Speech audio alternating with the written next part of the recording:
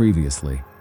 3 student filmmakers, Heather, Josh, and Mike, set out from home with cameras and supplies, full of excitement and playful banter as they shop, interview locals in Burkittsville, and film the cemetery. Unaware that their real journey into the haunted woods is about to begin.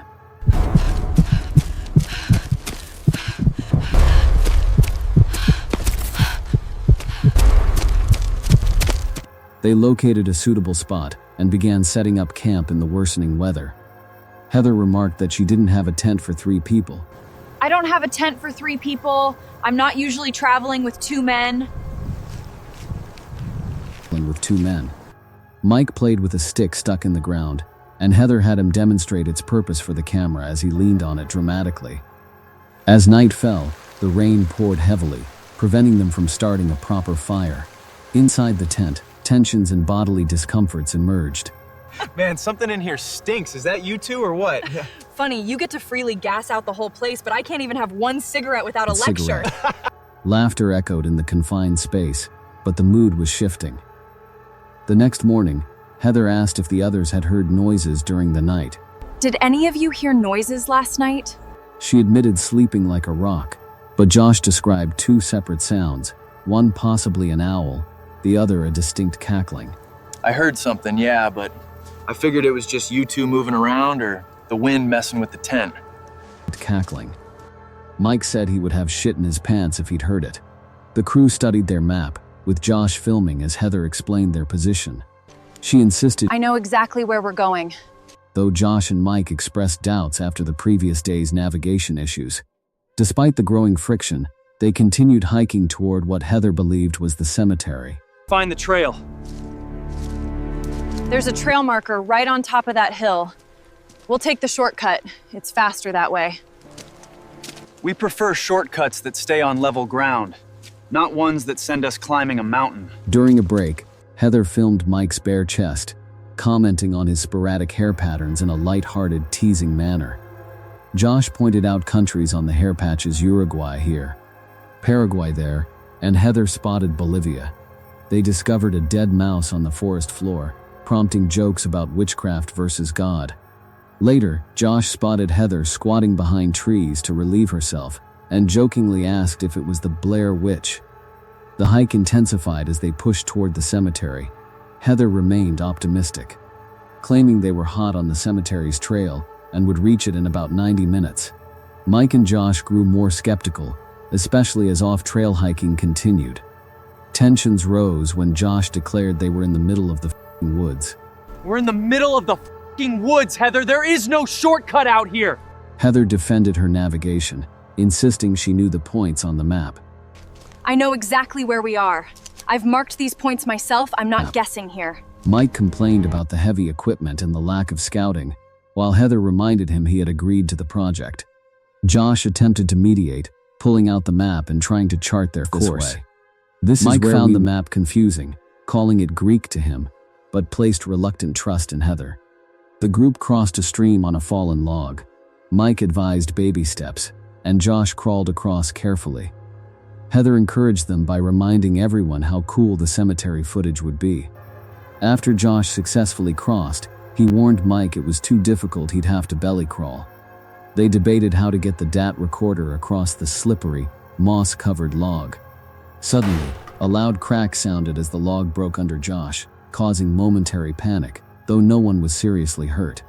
Pressing on near the cemetery area, Heather spotted something unusual, a tree with branches filled with rocks and dead twigs. "What's this?" she asked. She recalled Mary Brown's Bible story and counted multiple piles of rocks and stacked graves in the trees: 3, 4, 5, 6, 7. The unnatural arrangements sent a shiver through the group, hinting that something strange was at play in these woods. As darkness approached again, they set up camp near the rock piles. Around a small fire, Heather roasted Vienna sausages and joked about witches being roasted in days gone by. The crew unwound with laughter, singing the Gilligan's Island theme with corrections from Mike about the skipper. They returned to the cemetery area at night, filming more rock piles. When rocks tumbled, Heather gasped and carefully rebuilt the pile, blowing it a kiss for good measure. Can't be too careful. That night, absolute darkness enveloped the tent. Strange sounds of sticks breaking awakened them. Heather whispered urgently, crawling out with the camera while Josh filmed. They heard movement all around but could see nothing. Mike refused to leave the tent at first, denying he heard anything, which frustrated Heather. The noises escalated, surrounding the camp and filling the air with dread. The following morning brought more rain and discomfort. The next morning brought heavy rain that hammered the forest canopy like a constant static roar. Josh, wrapped in the rain gear his mother had given him for his 18th birthday, kicked at the soaked ground and muttered, This rain fucking blows, dude. Heather, shivering but still clutching her camera, thanked his mom half-jokingly, trying to keep morale up. Mike checked their supplies in silence. Already calculated, he'd push. How much longer? They could push deeper into the woods before turning back. They discussed the previous night in fragmented bursts between gusts of wind. Josh insisted someone was messing with them. Tell me I'm not crazy, but this feels like some deliverance shit, like someone's out here messing with us on purpose. He kept glancing toward the tree line, disturbed by how far off-grid they truly were, and how unlikely it was that anyone would travel this deep just to scare them. Heather remained focused on documentation, narrating every detail into the camera as if the footage itself could protect them. As they broke camp, the strange rock piles came back into focus, stacked stones appearing again, near the perimeter of their tents, now more deliberate than before. The piles weren't random anymore. They formed crude lines, almost directional, pointing deeper into the woods. They moved out slowly, following the trail marked on their worn map, but the path seemed subtly different from what they remembered. Trees leaned in unnatural patterns, and the compass Mike carried began to drift erratically. Heather kept filming even when the others told her to stop wasting battery. Every few minutes, distant sounds echoed through the rain. Some like laughter, sometimes like wood dragging through wet leaves, sometimes like something dragging through wet leaves. By midday, the rain intensified, turning the ground into thick mud that swallowed their boots. Son of a hair! This place is trying to kill me! Mike tried to steady him but ended up straining his ankle slightly, forcing them to pause. During the break, Heather reviewed footage and noticed something that made her go quiet. A shape behind them in the previous night's recording.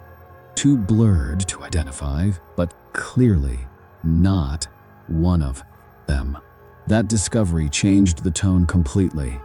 No one joked anymore. Even Josh stopped arguing and instead kept scanning the woods. They began noticing more rock piles. Closer now, sometimes only a few dozen feet from their path. One appeared directly beside a tree with their initials carved into it, though none of them remembered carving it. As evening approached, the forest seemed to tighten around them. The rain eased, but the silence that followed was worse. No birds, no wind, just the soft, wet sound of their footsteps. Heather whispered that they were being circled. We're being circled, Besh. I can hear movement all around us. Mike refused to say it out loud, but he agreed. Josh started carrying a stick like a weapon, his earlier bravado gone. When they finally made camp again, exhaustion weighed heavily on all of them. Heather insisted on continuing to film, capturing every angle of the darkening woods. Mike argued for rationing equipment and energy. Josh sat apart, staring into the trees, convinced he had seen movement that kept vanishing whenever he looked directly at it. That night, the forest returned to life. Cackling sounds echoed from multiple directions, closer than before. Something struck their tent hard enough to collapse one pole briefly. Rocks landed near the fire ring, one after another, as if thrown with intent. Heather whispered that this was all usable footage. Josh finally snapped, shouting into the darkness. All right, enough of this shit. Whoever's out there, show yourself. The only response was a chorus of rustling that moved around them in a slow circle. Mike pulled him back inside the tent. Stop it. We're leaving at first light, no arguing. Just get inside and stay quiet. First light. What had started as a student documentary was no longer a project. Were no longer background. They were participation. And whatever was out there had stopped hiding the fact that it was watching. In the early hours before dawn, Heather reviewed the footage again, noticing new movement between the trees, closer than before. Mike warned them not to trust the camera anymore, while Josh swore he heard his name being called from the dark, rain-soaked forest again.